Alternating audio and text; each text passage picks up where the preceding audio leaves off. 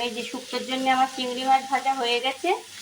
এদিকে বেগুন আর বড়িটা ভেজে রেখেছি, বেগুনটা আগে দিলে গলে যায়। আর এখানে শুক্তো একটু ভেজে নিচ্ছি। আর শুক্তোয় দেওয়ার জন্য এবার আমি বেটে নেব একটু সর্ষে আর রাঁধুনি। এই যে শুক্তো আমার রেডি হয়ে গেছে। এরপর করব মাছের ঝাল।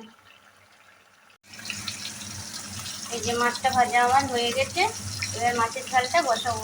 এদিকেও ভেজে নিয়েছি আর তার জন্য আমি 2 রকম সর্ষে বেটে নিয়েছি, কালো সর্ষে আর সাদা সর্ষে।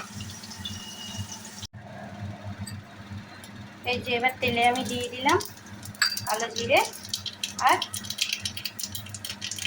লঙ্কা। এই যে এবার দেবো একটু হলুদ গুঁড়ো,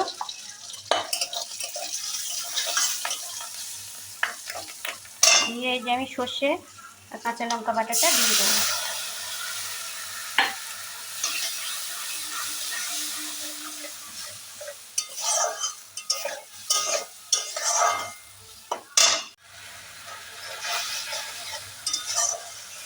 এই যে সর্ষেটা আমি বেশি কষাবো না, হালকা একটু কষিয়ে নিয়েছি।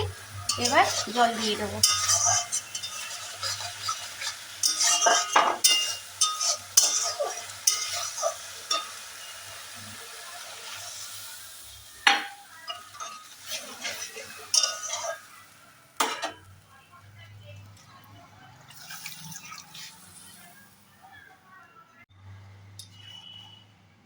এবার দিয়ে দেবো পরিমাণ মতো লবণ।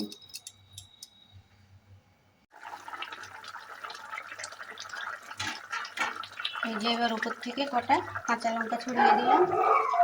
যে মাছের ঝোল আমার রেডি। আজকের মতো রান্না কমপ্লিট।